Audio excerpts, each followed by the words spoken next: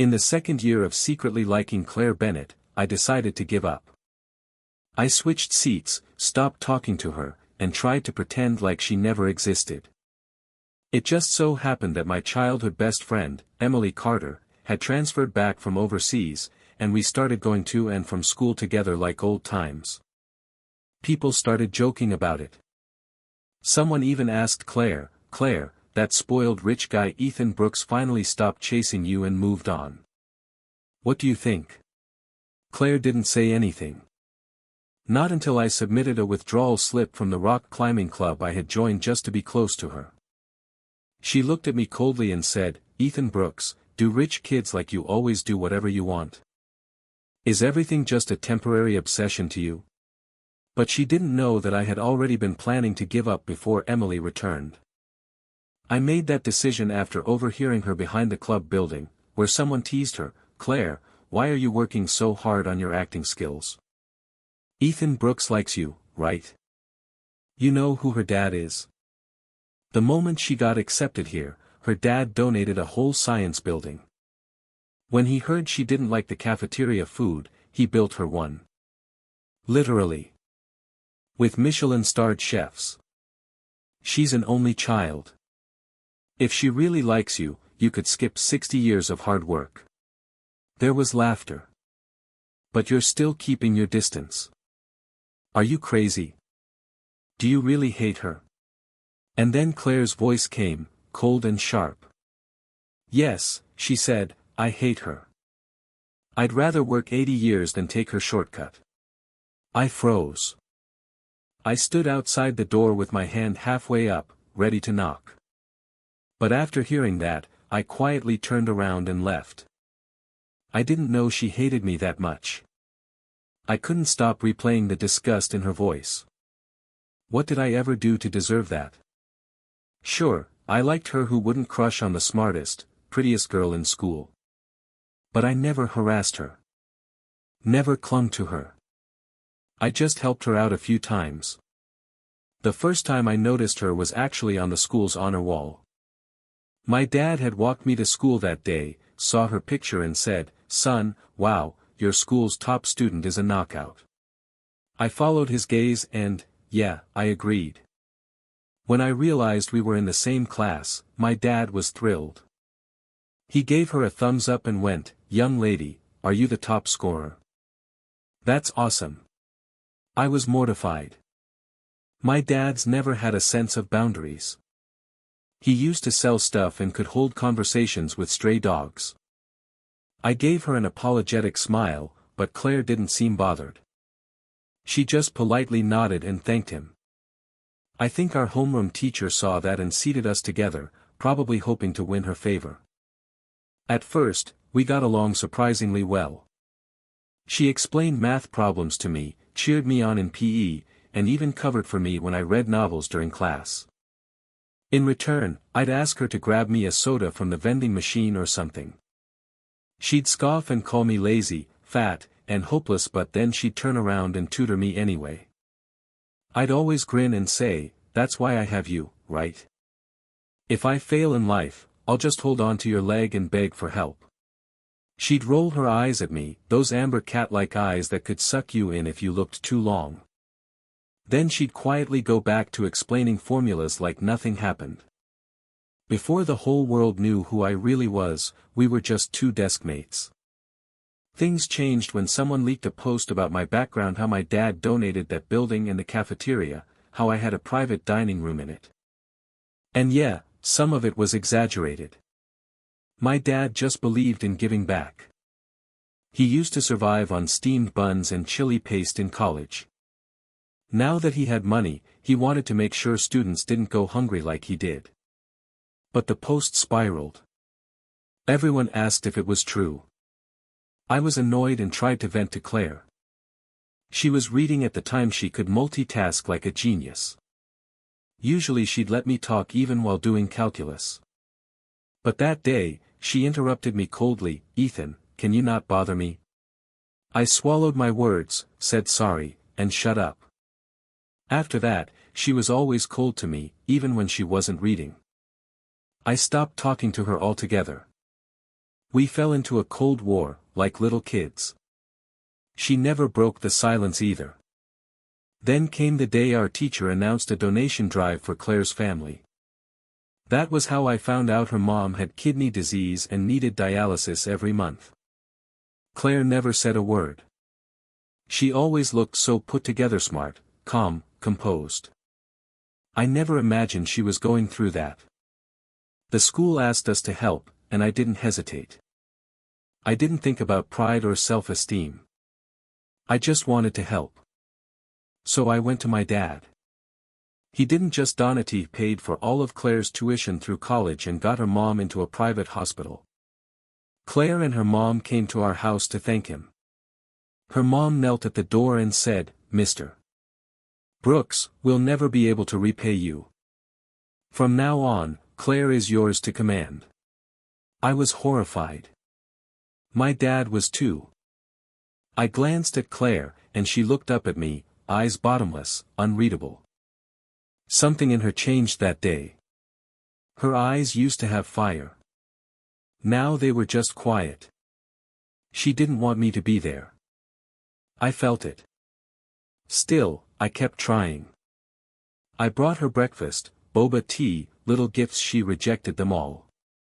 On her birthday, I gave her shoes. She returned them. Rumors started that I had a crush on her. I didn't confirm or deny it, because maybe it was true. I thought she had liked me too, even just a little. But that hope was crushed when I heard her tell someone, "I hate her." Okay, fine. If she hates me, then I won't like her anymore either. From that day on, I stopped trying. Even when she passed me her draft sheet in math class to help me answer a question, I told the teacher I didn't understand. I didn't even look at the sheet. Claire's fingers turned white gripping her pen, but she didn't say anything. I decided to change seats. I told the teacher it was to help Claire concentrate. She was the golden student after all. The teacher agreed. I chose the far corner of the classroom, away from her favorite sunny window seat. Claire didn't want a new deskmate. She preferred to sit alone. My new partner was bubbly and loud. She shared chocolate with me. Honestly, she was much easier to get along with. But my eyes still drifted to Claire every now and then, especially when she went up to the board. We were strangers now. And yet I still cared. I quit the rock climbing club, the one I only joined because Claire was in it. She looked at me like I was trash. "Ethan Brooks, is everything just a phase to you?" she asked coldly. I didn't answer. I just signed the withdrawal form. Our story should have ended there. But it didn't. Because not long after, Emily Carter walked back into my life, and Madison Blake, Claire's new deskmate, entered the scene. And everything changed again. Madison Blake walked into our class like she owned the place, short hair, sharp eyes, calm confidence radiating from her like an aura. She introduced herself with a crisp voice, and the second she locked eyes with Claire Bennett, she smiled and said, "Claire, long time no see." That smile. That familiarity. It hit like a punch to the gut. My heart tensed. Just like that, Madison became Claire's new deskmate, and suddenly they were inseparable, talking after class, solving math problems together, whispering with their heads leaned in so close it made something twist inside me.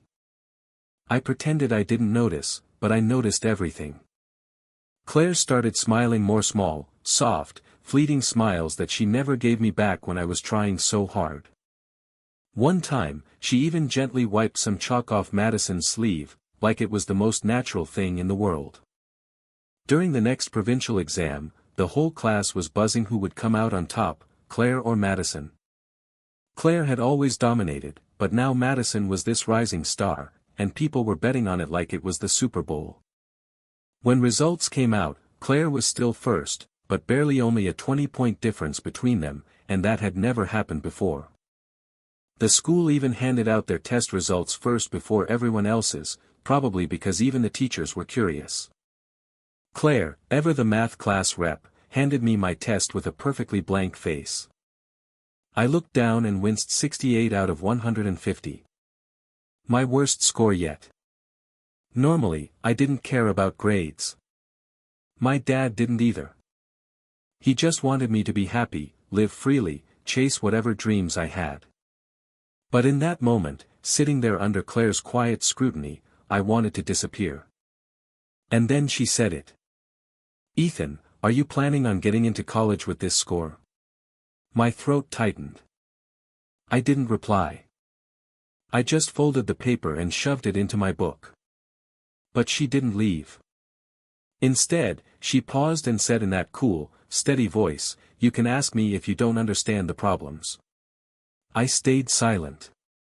She repeated herself, this time with more edge, "If you don't want to embarrass your family, maybe put some effort in. You gonna rely on your dad forever?" I snapped my head up, eyes locked on hers. "What does it matter to you?" I asked. "Why do you care how I live my life?" Her lips parted, like she wanted to say something, but then she just turned and walked away. Later that night, I kicked stones on the sidewalk all the way home, brooding. Emily Carter, who had been waiting for me by the front gate like she always did, asked if I was okay. I said yeah. She asked about my future plans. I said I hadn't thought about it. She sighed and said, "Well, I'm applying to study abroad. I talked to your dad, and if you're up for it, I'd like you to come too. I can help you settle in, show you around. We'll figure it out together." Her voice was so gentle. "This college entrance exam thing, it's not really for you, Ethan. Your dad agrees, he just hasn't said it yet. But you should think about it. Being independent, stepping out of your comfort zone, it might be good for you." I didn't answer right away, but I couldn't stop thinking about what Claire had said. That I'd never grow if I kept leaning on my dad. That I'd waste my life. So the next morning over breakfast, I looked at my dad and said, "I want to try going abroad. I want to see the world. I want to figure things out for myself."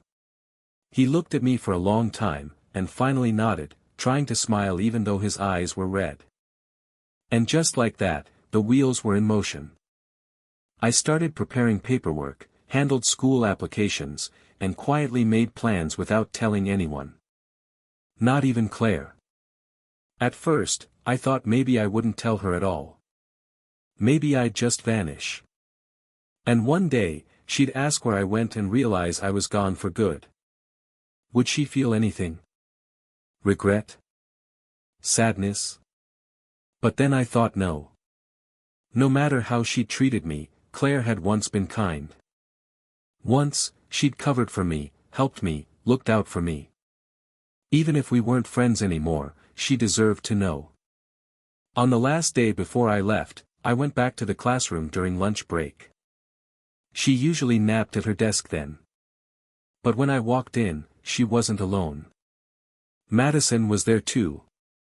They were both standing at the blackboard, scribbling equations, arguing quietly but passionately.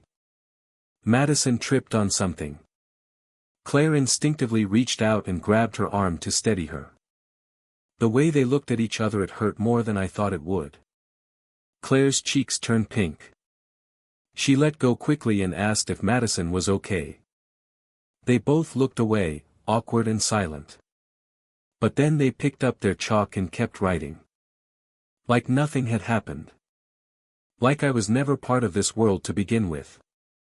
I turned and left quietly, footsteps softer than my breath. She didn't notice. Didn't ask. Didn't care why I'd been visiting the counselor's office so often. Why I'd taken days off. Why I'd grown quieter. She didn't ask because she had Madison now. A new desk mate. A better match. That was that. I flew to New York the next morning. I thought I'd be back in a year or two. Get a diploma, return, maybe inherit the family business. But life had other plans. I enrolled at Columbia. Got involved in the art scene. Met people who weren't book smart but were brilliant in their own ways. A friend of mine painted wild, vivid canvases but couldn't afford rent. We threw her a small exhibition, promoted it online, and accidentally went viral. Her art sold. It gave us an idea. We started a gallery, began discovering and promoting young artists. Bought low, sold high. Created stories around the pieces. Sometimes it worked. Sometimes it flopped. But by junior year, I was paying all my own expenses. That feeling? Unmatched. After graduation, a few of us launched an art investment startup. We were small, scrappy, but good at what we did. I didn't take a dime from my dad anymore. We made our own way. I stayed in the US. Longer than expected. Month after month turned into year after year. Then came the call. My dad had collapsed. I flew home overnight. Found him pale, thinner, but smiling like nothing was wrong. "It's just low blood sugar," he said. But the family doctor pulled me aside. The truth? My dad had mortgaged assets to keep the business afloat. Real estate was crashing, and live streaming commerce was destroying traditional industries. He never told me. Didn't want to distract me. He carried it all. Alone. That broke me. So I stayed. Took over contract meetings. Showed up in his place. Pored over spreadsheets, attended calls. Burned through jet lag and adrenaline. After 3 days, I was exhausted. But I understood my dad's world now. Understood the masks he wore. Understood why he sighed so often during dinner.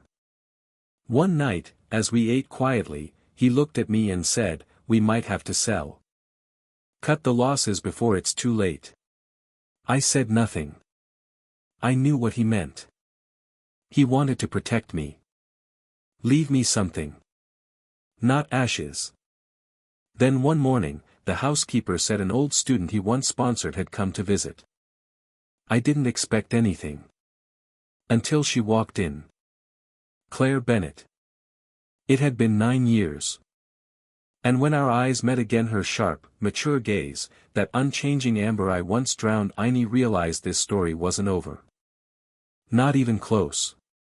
Claire Bennett walked in behind the housekeeper like a ghost from another life, but she wasn't the same Claire I remembered from high school, the quiet, intense, pride-wrapped girl with messy notebooks and ambition burning under every answer she wrote in pencil. No, the woman standing in front of me now was polished, distant, and almost untouchable, like a CEO who knew exactly how many seconds her silence was worth. And yet when she looked at me, those amber eyes were still the same, still deep. Enough to drown in, still the kind of eyes that made you question whether you were being watched or studied, and I stood there like an idiot in the middle of the living room, saying her name like a breath I'd been holding for 9 years, Claire Bennett, long time no see, but she didn't answer right away, didn't even flinch, just stood there stiff like someone had pressed pause on her brain, and when she finally did look at me, I swear I saw something flicker, recognition, confusion, maybe pain, but then she blinked it away and nodded like we were nothing more than polite strangers. I asked if she had eaten, a dumb automatic thing to say, but she shook her head, still watching me, and I turned to the staff and told them to prepare something simple, not really sure why my heart was pounding so hard when I hadn't thought about Claire in years, not really, not deeply, not in the way that makes your stomach feel tight and your throat forget how to swallow, but here she was, the girl who once slammed a draft sheet on my desk, the girl who said she hated me, now sitting across from me at the dinner table like nothing ever happened, except everything had happened and more. She was calm and poised while eating, but her questions came quick and clean. "When did you get back?" And I answered like it was nothing, "A few days ago," and she said she'd just finished talking with my dad, that she planned to relocate part of her company back to the West Valley suburbs. Start a new branch, open up about 2,000 new jobs, and it just so happened that my dad had land that she wanted to develop. Only blinked because I hadn't heard about this yet.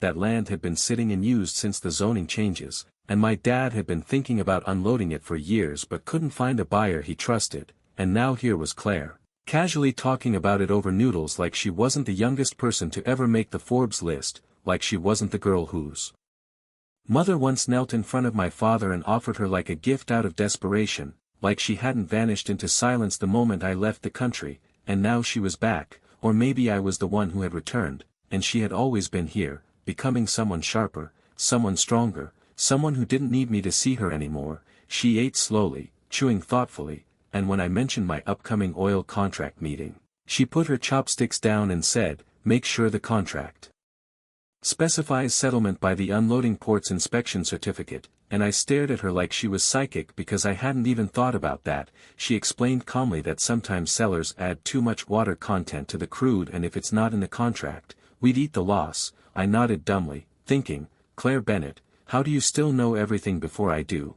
And she caught me staring and smiled, not a polite smile but a real one, a nostalgic one, and in that moment I felt like we were 16 again, sitting side by side, her whispering explanations under her breath while I pretended to understand. My admiration back then wasn't just a crush, it was full-on worship, and now I was seeing that same girl wrapped in power and grace, and I didn't know if I wanted to apologize or run away. She stood up after finishing and said she'd check in on my dad again soon, then left without fanfare. But I couldn't stop thinking about her, especially when I reviewed the contract later and saw that exact clause was missing. I added it in and the buyers looked startled, but I didn't back down, and after we signed, my dad's assistant pulled me aside and said, "You just saved us millions." I told her it was Claire's advice and she blinked like that explained everything. When I got home and told my dad, he just looked at me for a long moment and said, "You've really grown up," and then added, "So you and Claire." I froze, pretending not to hear, but he chuckled and said, "You young people are impossible to read," and I fled the room before he could say anything more. But the next few weeks passed in a strange rhythm. Claire started texting me, not every day, but often enough, little things like weird things she saw on the street, screenshots from her meetings, even voice notes from the gym, like we were friends, like she had never left, like we were still those desk mates bantering during recess. And I'd reply in the same tone, casual but curious, trying not to read into it, until one day she invited me to a private dinner party with a few close friends, and I showed up thinking it would be all suits and deals, but instead I walked in and found a bunch of her coworkers laughing in her kitchen, sleeves rolled up, making dumplings by hand, and there she was, apron tied tight, 2 knives in hand, chopping stuffing like a pro, and when she saw me, her face lit up like I was the one bringing the party, and suddenly I didn't feel like the outsider anymore. I helped in the kitchen, washed baby cabbage, beat eggs, soaked noodles, while Claire ordered me around with a smirk like we were back in high school science class during lab. At one point she caught me staring and said, "Do I still look good?" And I mumbled, "Of course you do," and she raised a brow, teasing, "Didn't they vote me the top unmarried woman men want to marry?" And I laughed and added, "No one else even comes close." But then she went quiet and said, "Except there's no man." I asked about Madison and she snapped, "We're just friends." "She's married to someone else." "And Emily?" she asked sharply, and I said, "Why would I tell you?" And she smiled without joy and said, "I already know. I saw the wedding photos. You were the best man. You looked so happy," and I stared at her and said, "How did you even find my account?" She didn't answer, just kept chopping, and for the rest of the night, I couldn't stop thinking about how she said it like it had hurt her, like she hadn't meant to tell me but it had slipped out, like maybe she had been watching from a distance all these years. And later, after dinner, Madison took me aside and showed me Claire's home study, full of trophies and certificates, and in the middle of it all, a photo of Claire standing in front of Columbia University, expression stiff, eyes sad, and Madison said quietly, "She flew there during sophomore year. Said she wanted to find you. But she came back different. Never told anyone what happened. I think she didn't find you. Or maybe she did, and you pushed her away," and I stood there, frozen, as Madison added, "You know, I didn't like you at first. You didn't even say goodbye to her. She waited. She blamed herself. Thought she wasn't good enough. She worked like crazy to catch up to you. Said she was just a cicada trying to follow a bird who had already flown far away, and I didn't know what to say because I didn't know any of this, didn't know she had tried, didn't know she had flown across the ocean just to find me, didn't know I had broken something that day by disappearing without warning, and when we walked back out, Claire looked up and asked casually, "What embarrassing stories did you tell him?" But I could see it in her eyes, the nervousness, the hope, the vulnerability she tried so hard to bury, and I realized I didn't just miss her, I still wanted her, maybe I always had, and this time, I wasn't going to miss the chance to say something before she disappeared again. Claire sat back on the couch after tossing that question with a laugh, "What embarrassing stories did you tell him?" But the moment her eyes met mine, something flickered, like she was bracing for something heavier than a joke, and I wanted to say something right then, wanted to blurt out everything I'd just learned, how I never knew she came to Colombia looking for me, how I never knew she watched my life from afar, how I never stopped thinking about her either, but I didn't, because my chest felt full and stuck and I was still processing everything Madison had told me, so I just smiled like an idiot and nodded, pretending like I hadn't just had the emotional wind knocked out of me in that study room full of her memories and regrets. But when Claire looked at me, really looked, her eyes weren't cold anymore, they were searching, hesitant, as if silently asking me if I finally understood, and maybe I did, or maybe I still didn't know how to say the one thing I should have said 9 years ago. "I'm sorry for leaving without a word, and I'm even sorrier that I thought you'd never care." The rest of the night passed in a blur of laughter, dumpling wrappers, and fake casual banter, but beneath it all there was this current between us, quiet but undeniable, and when I got home that night, I couldn't sleep, not because of jet lag, but because of the weight in my chest. The weight of 9 years of misunderstandings and silence and unsaid things that had grown heavier with time.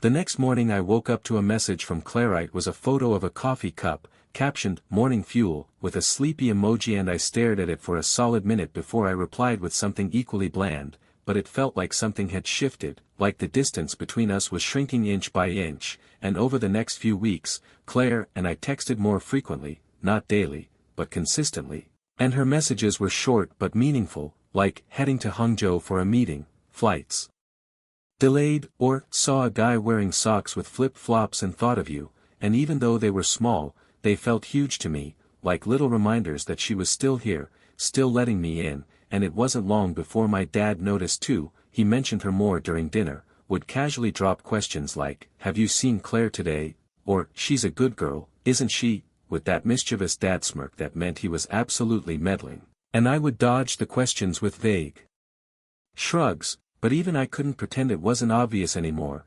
especially the way Claire had been showing up not just at our place, but in my life, subtly and persistently, like she was laying a trail of breadcrumbs for me to follow back to her. One afternoon, we had to review contract details again for the land deal, and this time it was just me and Claire in the meeting room, no assistants, no dads, no distractions, just us and a stack of papers and a silence that kept stretching too long. Until finally I looked at her and said, "Did you really come to New York?" Her pen paused mid-signature, and she looked up slowly, her expression unreadable. "What?" she asked, but I knew she understood. I clarified, "Sophomore year. Columbia." "Did you fly there to find me?" And she didn't answer right away, just set her pen down and leaned back in the chair, crossing her arms. "Madison told you?" I nodded, and for a second I thought she'd be angry, but instead she let out a breathy laugh, not amused, just tired. "Yeah, I did," she said softly. "I applied for a week-long exchange program just to have an excuse." My chest clenched. "Why didn't you find me?" She hesitated, eyes flickering to the window. "Because I did," she said, and that sentence hit like a freight train. "I found you," she continued, "outside the art gallery. You were standing next to her Emily and I just couldn't do it." My mouth went dry. "You saw me?" She nodded. "You were laughing." She was holding your arm like it belonged to her, and I stood there like a fool with 1,000 things to say and no place to say them. I closed my eyes, hating myself for not noticing, hating that all this time I thought she'd just moved on, when really she'd been there, right there, a few feet away, and I never saw her. "Claire," I started, but she shook her head. "Don't apologize," she said. "I never blamed you, I was the one who ruined it first, remember? I said I hated you. I pushed you away. You were always warm and dumb and generous, and I was the one who couldn't handle being seen." I reached across the table, slowly, placing my hand over hers. "I didn't know," I said quietly, "I thought you really hated me. I thought you were happy without me." Her lips trembled, just slightly. "I never hated you, Ethan. I hated how much I wanted to be close to you when I had nothing to offer. I hated how small I felt next to you. Like the poorer I was, the more invisible I became." I squeezed her hand gently. "You were never invisible to me. You were the only person I saw." Her eyes filled with tears, but she blinked them away before they could fall, pulling her hand back gently. "We were stupid kids," she murmured. "And now?" I asked, voice barely above a whisper, "Are we still stupid?" Her mouth twitched into a half-smile. "Speak for yourself." I laughed softly, the tension slowly melting into something softer, more fragile, like a thread being rewoven. And after the meeting, she walked me to my car, neither of us saying much, but when I turned to open the door, she said, "Ethan." I turned, and she reached into her purse and handed me a macadamia nut, peeled and ready to eat. "Still your favorite, right?" I stared at it, stunned, because that was something from a lifetime ago, something only she would remember, and I took it slowly, feeling my chest ache in a way that was both sweet and painful. "Yeah," I said, voice rough, "still my favorite." She nodded and smiled and turned to leave, and I stood there, watching her walk away, knowing that she still remembered everything, knowing that maybe, just maybe, it wasn't too late for us after all. And that night I stared at the nut in my hand for a long time before eating it, letting the saltiness sting the back of my throat like all the words I never said, but now, I was ready to say them, because I'd wasted enough time. The next day, she sent me another photo, her hand holding a peeled orange, captioned, "Vitamin C for your next meeting," and I knew what that meant. It meant she was still peeling things for me, still looking out for me in her quiet, thoughtful way, still leaving a door open, waiting to see if I'd walk through it, and I decided I would, not in a dramatic way, but in the simple, steady way I should have chosen all those years ago, starting with one question, one cup of coffee, one moment where I'd look her in the eyes and finally ask, "Claire Bennett, can we try again?" I didn't ask Claire Bennett if we could try again right away, because some things deserved more than just a question tossed out like a casual lunch invite, so instead I started with the small things, the way she did, texting her back quickly, remembering her meeting schedules, sending her a silly sticker every time she said she was stressed, and offering to drive her home after late-night discussions even when I knew she'd say no.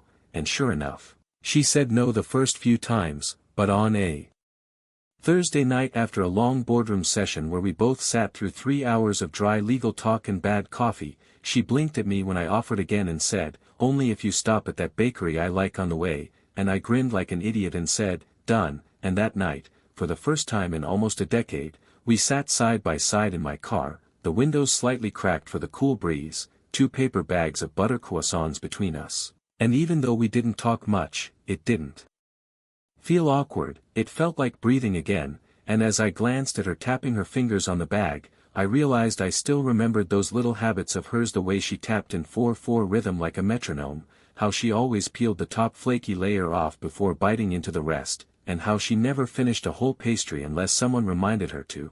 So I nudged the bag toward her and said, "You're going to let it go stale again, huh?" And she rolled her eyes and took a bite just to prove me wrong. Later that night, she texted me a photo of the empty bag with one word, "Happy," and I don't know why, but I smiled at my phone like a lovesick fool, because yes, I was. The days after that blurred into one long montage of near dates that neither of us labeled, shared lunches between meetings, spontaneous museum visits under the excuse of art investment research, and late-night calls that started with logistics and somehow drifted into old memories. One night she told me she still remembered the book I used to hide in my math textbook, some trashy sci-fi novel I was obsessed with, and I laughed and said, "You used to rat me out to the teacher," and she replied, "No, I covered for you, remember? But only if you brought me peach tea the next day." And suddenly it felt like the years hadn't built walls between us, just temporary barriers waiting to fall with the right push. Then one evening, after a business dinner, she dragged me to her words, not mine. She stood outside her building, heels dangling in one hand, the city lights brushing against her cheekbones, and she said, so quietly I almost missed it, "You're different now." I asked, "In a good way?" And she nodded slowly, "You used to float through life like nothing could touch you. Now you look like someone who's been touched and decided to stay anyway." I didn't know what to say, so I just said, "And you? You've always been this strong, but now you're not afraid to show it." She smiled, and for a second I wanted to lean in and kiss her right there, but then her phone rang off course and the moment passed. Still, the shift was there, undeniable, and even my dad noticed. One morning over breakfast he cleared his throat and said, "So, Claire, she seems to be around a lot lately." I replied with the most neutral shrug I could manage, and he smirked. "She's got a good head for business. And she clearly likes you." I almost choked on my coffee. "Dad," I warned, and he just lifted his hands in surrender. "I'm just saying, she's not the same girl from high school and neither are you," and I knew he was right. We'd both changed, grown, healed in different ways, but the core of who we were remained tethered to that high school classroom, those shared glances over math problems and mutual silences filled with more emotion than we could ever say. The following week, Claire invited me to her place again, said she was hosting another low-key dinner with just a few people, and when I arrived, I expected the usual banter and laughter, but this time it felt different, more intimate somehow. Madison was there, of course, teasing Claire about something I walked in too late to catch, and as I made my way to the kitchen to help with prep, I noticed Claire already had everything laid out perfectly, her usual obsessive attention to detail, but when she handed me a bowl of peeled shrimp, I saw her fingers tremble slightly, and I paused. "You okay?" I asked, and she glanced at me like she wanted to say no but nodded anyway. "Just a long week," she replied, but I saw right through it, and later, when everyone was eating, and the conversation turned toward first loves and regrets, Madison smirked and said, "So, Claire, was Ethan your first love?" And Claire didn't laugh it off or roll her eyes. She just looked down at her glass for a second, then looked straight at me and said, "He was the only one I never got over." The room fell silent.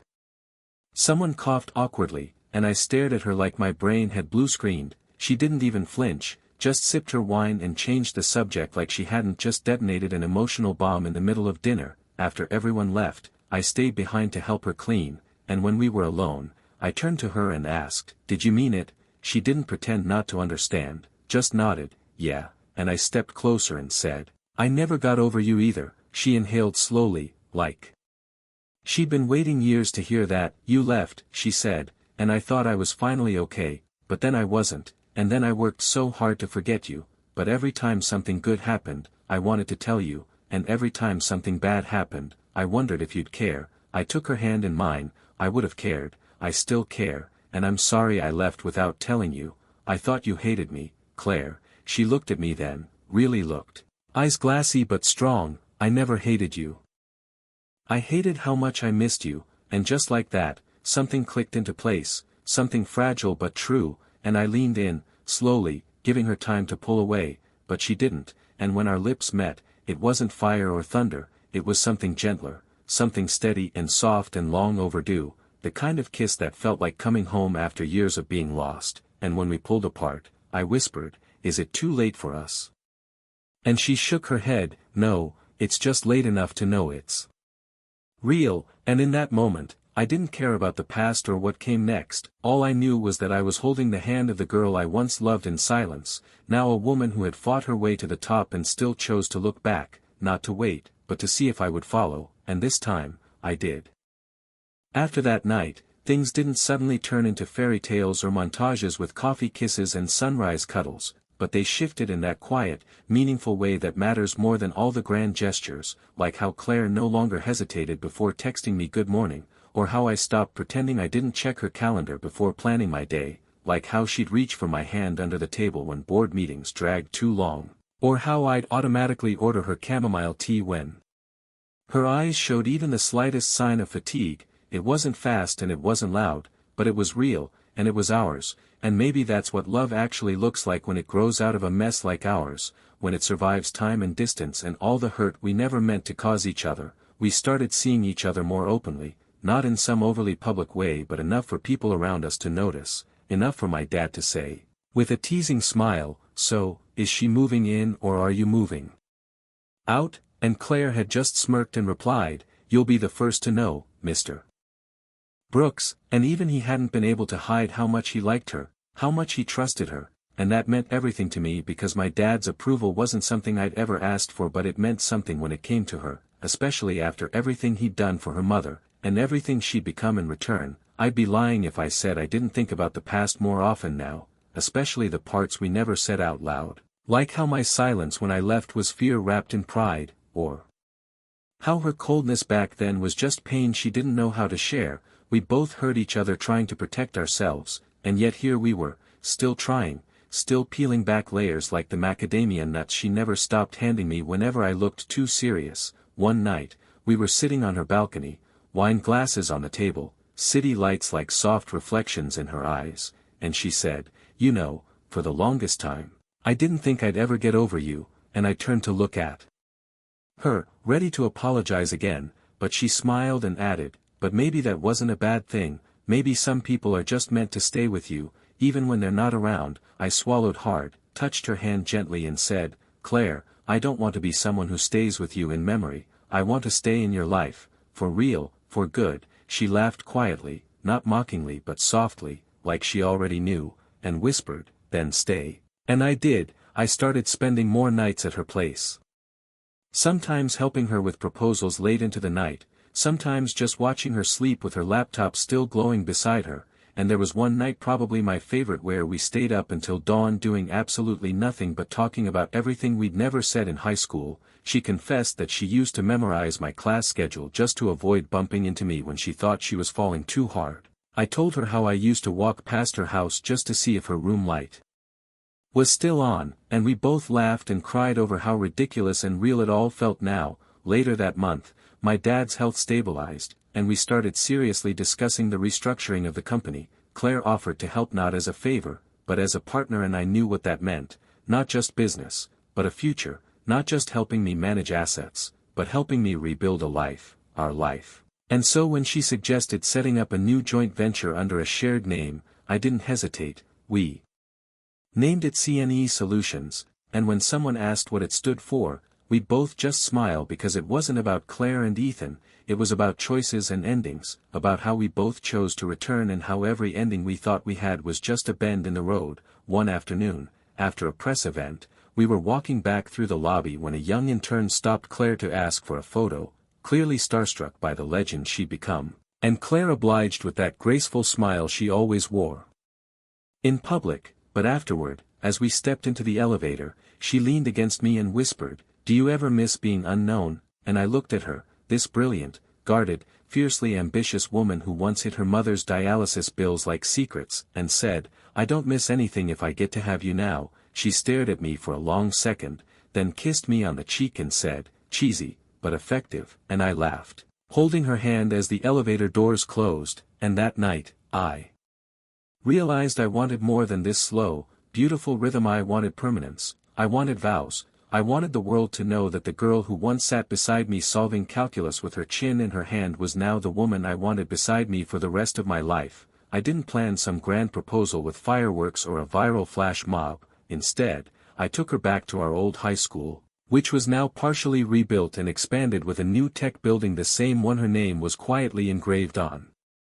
Thanks to her post-graduation donation. She laughed when she saw the plaque and said, "I forgot I even did that," and I said, "I didn't," then led her to our old classroom, where I'd bribed the janitor to leave the door unlocked for just 1 hour, and as she stepped in, she saw our old desks placed side by side, the same way they used to be, except now there was a velvet box sitting on top of mine. She froze, stared at it, then at me, and when she opened it, she gasped softly. It wasn't a ring, not yet. It was a simple silver pendant in the shape of a macadamia nut, a private joke, a shared memory, a symbol of all the things we peeled back together. And I said, "This is just a placeholder, until you're ready for the next step. I just wanted you to know I'm not going anywhere." And she looked at me with tears in her eyes, sat down in her old seat, and said, "Then I guess I'll stay too." And I sat beside her, just like before.